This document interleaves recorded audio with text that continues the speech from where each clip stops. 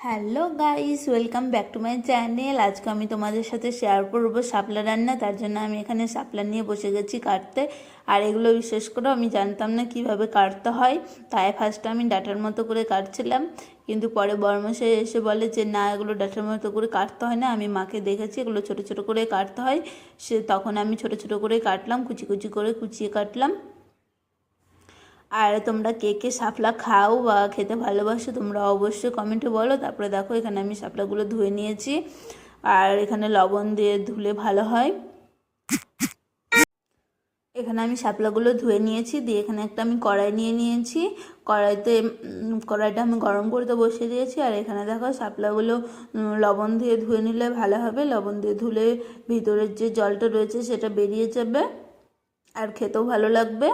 আর এখানে দেখো তোমাদেরকে দেখানোর জন্য আমি কত সুন্দরভাবে সাজিয়ে নিয়েছি শাপলার থালাটা, আর কি সুন্দর লাগছে দেখতে। তারপরে এখানে আমি কড়াইটাতে তেল দিয়ে দেবো। কড়াইটা গরম হয়ে গেছে তোমাদের সাথে গল্প করতে করতে। কড়াইটা তেল দেওয়ার পরে এখানে আমি কিছুটা কাঁচা লঙ্কা দিয়ে দেবো। বেশি করে কাঁচা লঙ্কা দেবো না, আমি এখানে 4-5টা কাঁচা লঙ্কা দেবো, কারণ এই শাপলাটা গলে গিয়ে কম হয়ে যাবে, তখন ঝাল হয়ে যেতে পারে। আর যারা ঝাল খেতে ভালোবাসো তারা বেশি করে কাঁচা লঙ্কা দিতে পারো। আমরা যেহেতু ঝালটা কম খাই, তার জন্য আমি এখানে 4-5টা কাঁচা লঙ্কা দিয়ে এখানে তারপর আমি সরষা ফোড়ন দিয়ে দিয়েছি। সরষা ফোড়নে এটা রান্না করতে হয়। এখানে আমি সরষা ফোড়ন দেওয়ার পরে শাপলাগুলোকে ঢেলে দিলাম, দিয়ে নাড়াচাড়া করে নেব। নাড়াচাড়া করার পরে এখানে আমি লবণ হলুদ দিয়ে দেবো শুধু। এখানে কোনো জিরা বা আদা বেটে দিতে হবে না। এটা যে বাচ্চা মেয়ে প্রথম প্রথম রান্না শিখেছে সেও রান্না করতে পারবে, কিন্তু আমি এটা রান্না করতে পারতাম না। শ্বশুরবাড়িতে এসে আমি এটা রান্না করা শিখেছি। কে কে এরকম শ্বশুরবাড়িতে এসে অন্য অন্য রান্না শিখেছে অবশ্যই কমেন্টে আমাকে শেয়ার করিও, আমি অবশ্যই রিপ্লাই দেব। আমিও অনেক কিছু এখানে এসে রান্না শিখেছি, কারণ এইসব জিনিস আমার বাপের বাড়িতে খায় না। এখানে আমি লবণ হলুদ দেওয়ার পরে একটু ঢাকনা দিয়ে দেবো যেন একটু নরম হয়ে আসে। ঢাকনা দেওয়ার পরে দেখো ফাইনালি কত সুন্দর হয়ে গেছে, তরকারি হয়ে গেছে। তরকারিটা দেখো যেরকম যখনই কড়াই থেকে ছেড়ে ছেড়ে আসবে তখনই ভাববে যে তরকারিটা হয়ে গেছে।